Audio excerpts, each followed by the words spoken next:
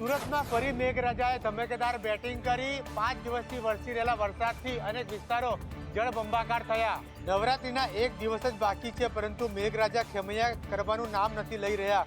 સુરતમાં આજે પણ સવારથી જ શહેરમાં ધોધમાર વરસાદ વરસી રહ્યો છે, જેને કારણે જનજીવન પ્રભાવિત થયું છે। ખાસ કરીને ઉધના વિસ્તારમાં સતત 5મા દિવસે પણ ઉધના નવસારી રોડ પર પાણી ભરાતા વાહન ચાલકો અને રાહદારીઓને ભારે હાલાકી સામનો કરવો પડ્યો હતો। રસ્તા પર નદીઓની જેમ માફક પાણી વહેતું જોવા મળ્યું હતું। સુરતના મજૂરા, અલથાણ, પાંડેસરા, ભીમરાટ, ખજોદ, આબુઆ ગામ વિસ્તારમાં વરસાદ વરસ્યો છે। ધોધમાર વરસાદે વાતાવરણમાં ઠંડક પસરાવી દીધી છે। હવામાન વિભાગે સુરત અને ભરૂચમાં આગામી દિવસોમાં ભારે વરસાદની આગાહી કરી છે। સુરતના ઉધના, ઊન, પાટિયા, ભેસ્તાન વિસ્તારોમાં આજે મેઘરાજાએ જાણે વાઘો પાડ્યો દીધો છે। સતત વરસાદને કારણે રસ્તાઓ બેટમાં ફેરવાઈ ગયેલા જોવા મળી રહ્યા છે। સુરતમાં હાલ તો નવરાત્રીના તમામ ગ્રાઉન્ડ ઉપર પાણી ભરાઈ જતા ખેલૈયાઓની સાથે આયોજકો પણ ચિંતામાં મુકાયા છે। નવરાત્રી ટાણે જ વરસાદી માહોલ, ગરબા ગ્રાઉન્ડ પર કાદવ કિચડનું સામ્રાજ્ય, ગરબા આયોજકો અને ખેલૈયાઓ ચિંતામાં। એક દિવસ પછી નવરાત્રી શરૂ થઈ રહી છે, ત્યારે ગરબા મેદાનોને આખરી ઓપ અપાયો હતો। એવામાં વરસાદ ખાબકી જતા ગરબા મેદાનો પર પાણી ભરાઈ ગયા છે અને પગ ખૂંપી જાય એવું કાદવ કિચડનું સામ્રાજ્ય ફેલાયું છે। વડોદરા શહેરના સૌથી મોટા વીએમસી સંચાલિત ગરબા ગ્રાઉન્ડમાં કિચડનું સામ્રાજ્ય જોવા મળી રહ્યું છે, જેને લઈ અકોટા ગરબા ગ્રાઉન્ડમાં અધિકારીઓ દોડી આવ્યા હતા। હજુ ત્રીજા નોરતા સુધી વરસાદની આગાહીને પગલે ગરબા આયોજકોના માથે મેઘ સંકટ। નવરાત્રી આવતાની સાથે જ જાસૂસી માટેની ઇન્ક્વાયરી શરૂ થઈ જાય છે। નવરાત્રીની રાતોમાં સગીરો, યુવાન, બાળકો અને બાળકીઓ પોતાના મિત્રો સાથે ગરબા રમવા જાય છે, ત્યારે તેમના માતા પિતા સાથે નથી જતા। આવા સમયે બાળકો કોઈ ખોટા રવાડે ન વળે કે નશાનું સેવન ન કરે, તે માટે માતા પિતા જાસૂસોની મદદ લઈ તેમની ઉપર નજર રાખે છે। બાળકો કયા મિત્રો સાથે જઈ રહ્યા છે અને તે મિત્રો તેમનો ગેરલાભ ન ઉઠાવે તેની ખાસ કાળજી રાખે છે। ડિટેક્ટિવ વિશાલ ત્રિવેદી કહે છે કે જાસૂસી માત્ર બાળકો કે યુવાનો સુધી મર્યાદિત નથી। કેટલાક કપલ્સ પણ પોતાના પાર્ટનર ઉપર નજર રાખવા માટે જાસૂસોને હાયર કરે છે। બદલાયેલા હાવભાવ, સંબંધ તોડવાની વાતો અથવા તો કોઈ બીજા વ્યક્તિ સાથે સમય વિતાવવાની શંકાના લીધે પણ તપાસ થાય છે। માત્ર અમદાવાદમાં જ નવરાત્રીના દિવસોમાં 400 જેટલા જાસૂસો પાસે આવી ઇન્ક્વાયરી પહોંચી છે।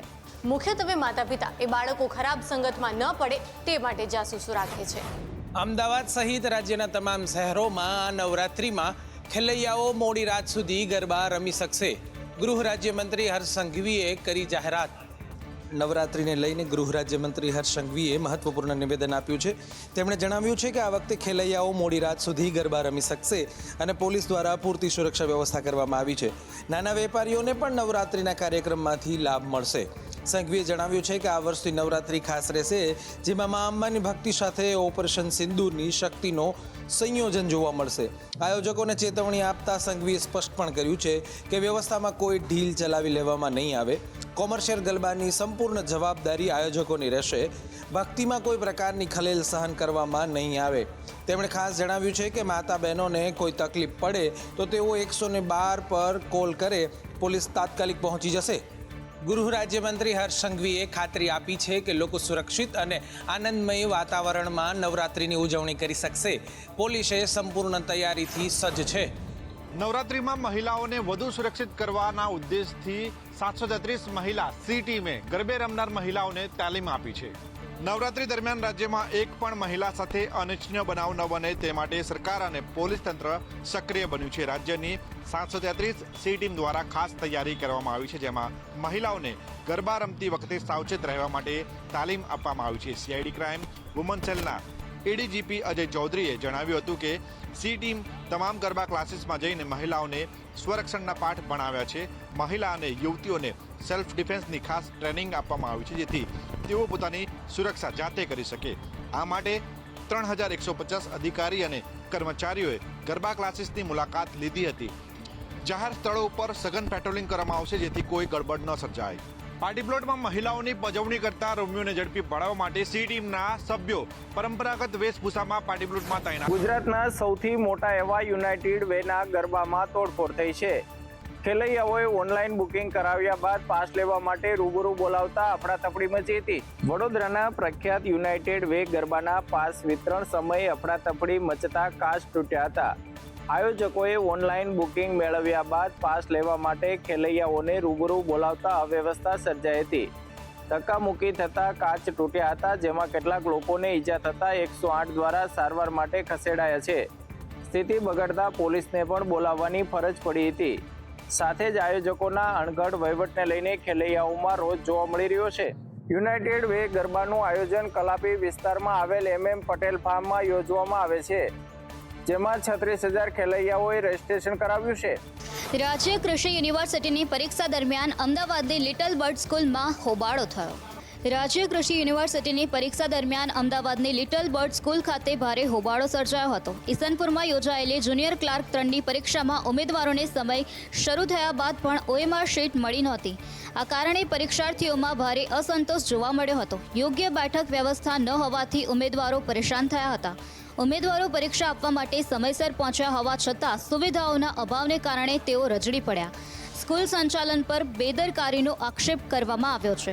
અવ્યવસ્થાને કારણે ઉમેદવારો વચ્ચે ભારે બબાલ પણ થઈ હતી. પરિસ્થિતિ પર નિયંત્રણ મેળવવા માટે અધિકારીઓએ દોડધામ કરવી પડી હતી. પરીક્ષા દરમિયાન સર્જાયેલી ગડબડીને કારણે ઉમેદવારોમાં ભારે ગુસ્સો ફાટી નીકળ્યો હતો. આ સમગ્ર ઘટનાએ પરીક્ષા વ્યવસ્થા પર ગંભીર સવાલો ઊભા કર્યા છે. PF મામલે લગાવાયેલા કોંગ્રેસના ભ્રષ્ટાચારના આક્ષેપ મનપાએ ફગાવ્યા છે.